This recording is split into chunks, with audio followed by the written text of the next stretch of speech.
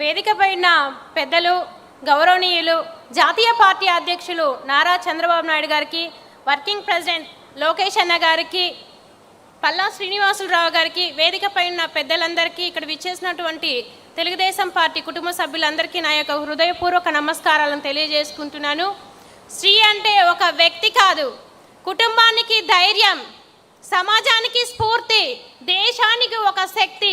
అలాంటి స్త్రీలు ఆర్థికంగా, రాజకీయంగా, సామాజికంగా, సాంస్కృతికంగా అన్ని రంగాలలో సర్వతోముఖాభివృద్ధి సాధించినప్పుడే మహిళా సాధికారత అనేది సాధ్యమవుతుంది.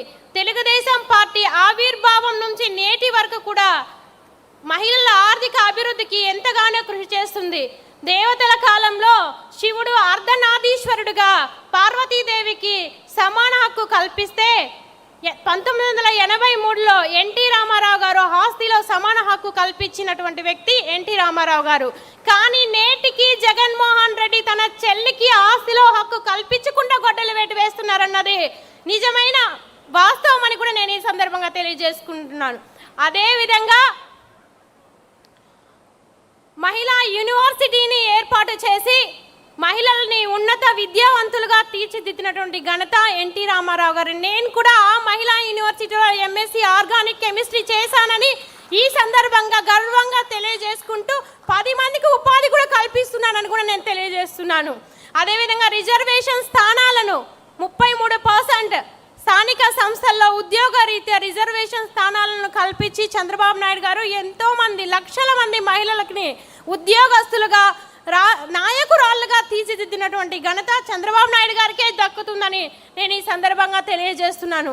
ఒక తండ్రి చాటు బిడ్డగా, భర్త వెనుక భార్యగా, 4 గోడల మధ్య వంటింటికి మాత్రమే పరిమితమైనటువంటి సామాన్య స్త్రీలను ఆర్థికంగా బలోపేతం చేయాలనే ఒక ఆలోచనతో డ్వాక్రా సంఘాలను ఏర్పాటు చేసి స్వయంగా నిర్ణయం తీసుకునే ధైర్యాన్ని, సామర్థ్యాన్ని, స్వేచ్ఛను కల్పించినటువంటి ఏకైక నాయకుడు చంద్రబాబు నాయుడు గారని ఈ సందర్భంగా నేను గర్వంగా తెలియజేస్తున్నాను.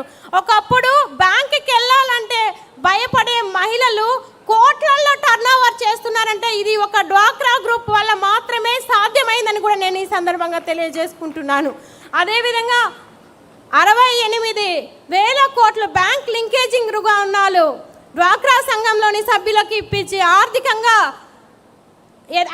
ఎదుగుదలకి తోడ్పడినటువంటి ఒక వ్యక్తి చంద్రబాబు నాయుడు గారు. శ్రీనిధి, ఉన్నతి, సిఐఎఫ్ వంటి పథకాల కింద డ్వాక్రా రుణాలు ఇప్పించి ఒకప్పుడు గాజులు కొనుక్కోవాలన్నా, స్టిక్కర్ కొనుక్కోవాలన్నా పురుషులపైన ఆధారపడే స్త్రీలు ఈరోజు చిన్న చిన్న వ్యాపారాలు చేసుకుంటూ తన కుటుంబాన్ని కూడా పోషించే స్థాయికి ఎదగాలంటే ఇవి చంద్రబాబు నాయుడు గారి వల్ల మాత్రమే. మీరున్నారన్న స్వేచ్ఛ సార్, దానివల్ల మాత్రమే సాధ్యమైందని ఈ సందర్భంగా నేను తెలియజేసుకుంటున్నాను. చంద్రబాబు నాయుడు గారి యొక్క విజన్ వల్ల ఎంతోమంది మహిళలు ఐటీ రంగంలో లక్షల్లో జీతం సంపాదిస్తూ తన కాళ్ళపై తాను నిలబడుతూ ఇతరులకు ఆదర్శంగా నిలబడుతున్నారంటే ఇది గడసరి సాధికారత అంటే. అదేవిధంగా వ్యాపారం చేసుకోవడానికి మహిళలకి ఎంఎస్ఎంఈ స్కీమ్ కింద 35% సబ్సిడీ రుణాలను అందిస్తుంది తెలుగుదేశం ప్రభుత్వం. కండక్టర్ ఉద్యోగాలు ఇప్పించింది తెలుగుదేశం ప్రభుత్వం. మహిళా క్రీడాకారులను కూడా పివి సింధు లాంటి మహిళా క్రీడాకారులకు గ్రూప్ 1 స్థాయి కేటగిరీని ఇచ్చి గౌరవం ఇచ్చిన వ్యక్తి నారా చంద్రబాబు నాయుడు గారు. అదేవిధంగా మన ప్రస్తుతం మహిళా క్రికెటర్ అయినటువంటి శ్రీచరణ్కి కూడా 2.5 కోట్ల ఆర్థిక ప్రోత్సాహం కల్పించినటువంటి ప్రభుత్వం మన తెలుగుదేశం ప్రభుత్వం.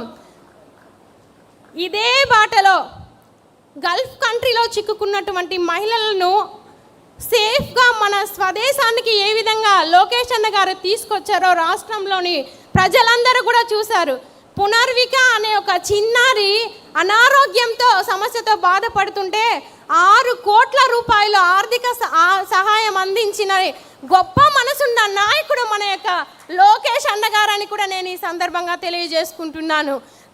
తెలుగుదేశం ప్రభుత్వం ఏ సంక్షేమ పథకాలు ప్రవేశపెట్టినా మొదటి ప్రాధాన్యత మహిళలకే ఉంటుంది. మహిళల పేర్లో ఇంటి పట్టాలను కల్పించి భరోసానిచ్చినటువంటి పార్టీ తెలుగుదేశం పార్టీ.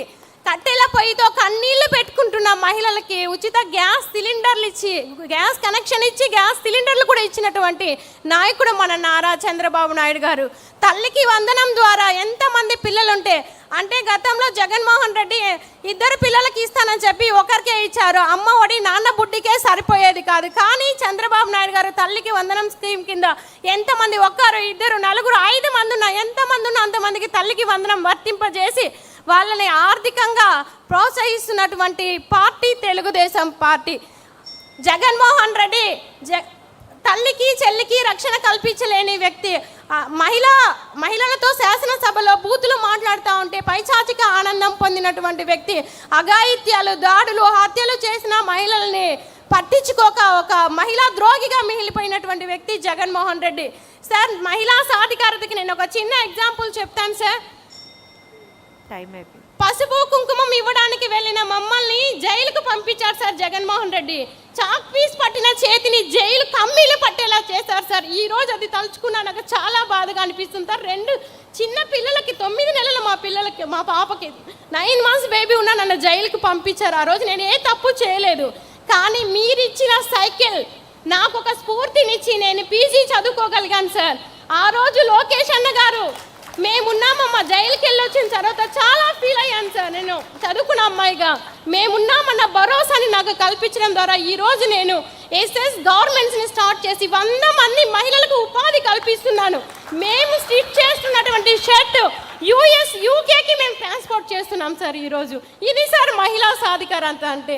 మహిళా సాధికారత తెలుగుదేశం ప్రభుత్వంతోనే సాధ్యమవుతున్నదని నేను ఈ సందర్భంగా తెలియజేసుకుంటూ ఈ అవకాశం కల్పించిన పెద్దలకి నేను హృదయపూర్వక ధన్యవాదాలు తెలియజేసుకుంటున్నాను. జై తెలుగుదేశం, జై చంద్రబాబు నాయుడు గారు. ఈ తీర్మానాన్ని కూడా నేను బలపరుస్తున్నాను. మహిళా సాధికారత తీర్మానాన్ని కూడా నేను బలపరుస్తున్నాను. ఇది తెలుగు మహిళ సత్తా, ఇది మహిళా సాధికారతకి ఉన్నటువంటి బలం. ఇవాళ రోజున మనం ఇంత గొప్ప వాయిస్ని వినగలుగుతున్నాము, చూడగలుగుతున్నాము అంటే అది కేవలం తెలుగుదేశం పార్టీ వల్ల మాత్రమే సాధ్యం.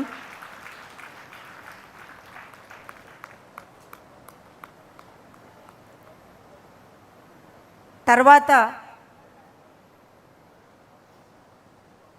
మహిళలకి సంబంధించిన రిజర్వేషన్స్ ఆస్పెక్ట్ మీద తీర్మానం ప్రవేశపెట్టవలసిందిగా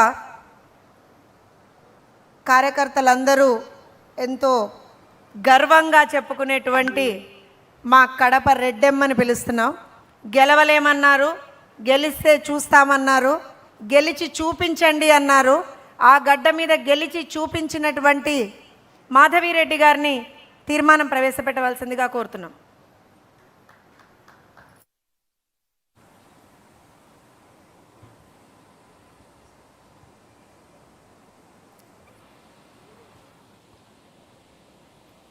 అందరికీ నమస్కారం. తెలుగుదేశం పార్టీ జాతీయ అధ్యక్షులు గౌరవనీయులు నవ్యాంధ్ర రథసారథి, కష్టకాలంలో రాష్ట్రాన్ని అన్ని రంగాల్లో ముందుకు తీసుకెళ్తూ ఉన్న మన ముఖ్యమంత్రి మాన్యశ్రీ చంద్రబాబు నాయుడు గారికి, అలాగనే యువగలం పాదయాత్రలో యువతకి స్ఫూర్తినిస్తూ వాళ్ళకి భరోసా నింపుతూ రాష్ట్రానికి తన కృషితో అన్ని రకాల పెట్టుబడులను తీసుకొస్తూ